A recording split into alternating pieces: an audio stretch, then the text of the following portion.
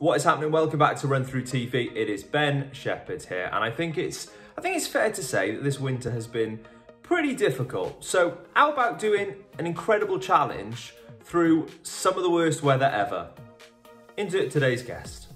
My name's Laurie Crayston. I am a bit of everything really, I guess. Adventurer, athlete, entrepreneur, kind of just dip in and out of lots of different things, and I've done for sort of the last few years of my life. At the moment, I'm trying to climb all the mountains of England in the fastest known time. So that's everything above 600 meters with a relative prominence of 30 meters to give you the nerdy mountaineering term. And I'm hoping to do them all in winter as well. So I'm aiming to also become the first person to do them all in a single winter.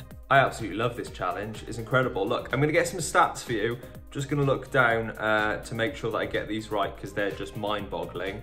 192 peaks in total, 800 kilometers of walking, insane, and an ascent of around 42,000 meters.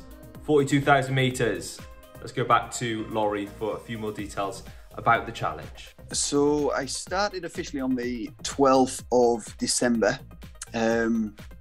I actually tried to start on the 1st of December. I went up Kinder Scout on the 1st of December, but I was so backlogged with work. My clothing brand, obviously, its busiest time of year is December, that I'd had this plan to sort of hike 3 times a week until the Christmas orders were finished. And I just couldn't do it. I went up Kinder Scout, realised that it just wasn't going to happen. So then just completely sacked it off and then started again from scratch down in Dartmoor on the 12th. The idea was that I would start off maybe doing 30, 40 kilometres a week, then 50, 60 kilometres and slowly work my way up. Unfortunately, what happened around the time I started was COVID had started to kind of really kick up again, and lockdowns were looking like they were going to become a thing in the not too distant future, which meant that I had to go and get everything that wasn't local done as soon as possible.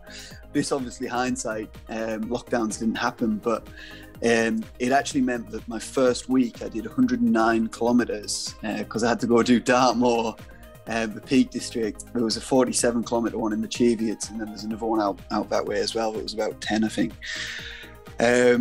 That gave me what felt like a stress fracture almost immediately. Yeah, an enormous week, and I think it's fair to say that since then you've just heard about one of Laurie's injuries, but there have been a lot. There have been a lot, and a lot of chafing as well, as you would probably expect, but thankfully nothing that has hampered him too much. But what is it about like long distance hiking that Laurie is such a big fan of?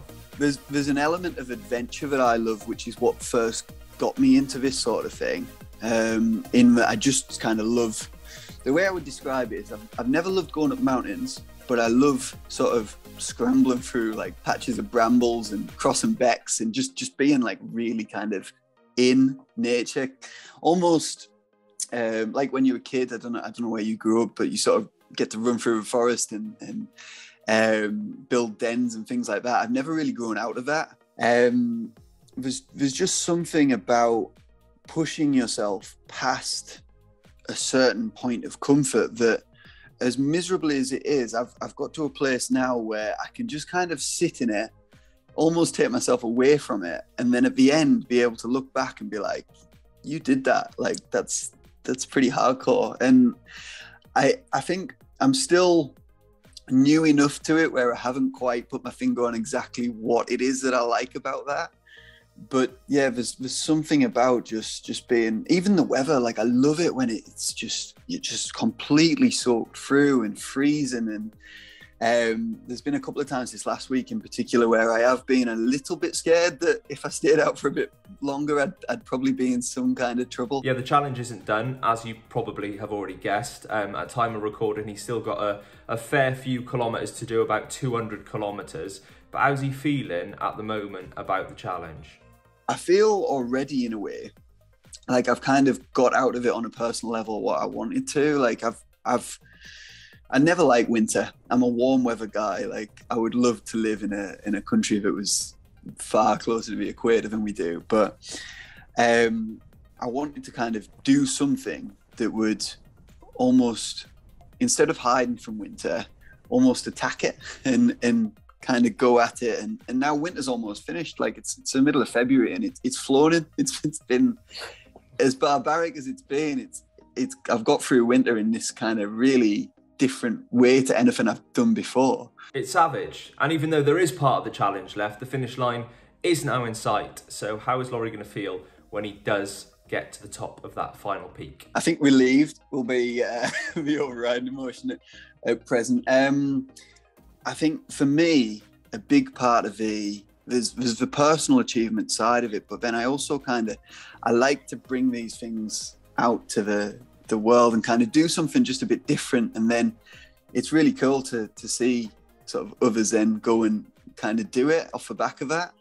And I like to think that in my own small way, I can kind of help take the human race forward in something. Because I'll never be the best endurance athlete. I'll never be someone who's setting Bob Graham FKTs or anything like that. I'm just not built for it. I love the gym too much to ever get down to kind of hone in on endurance to that degree.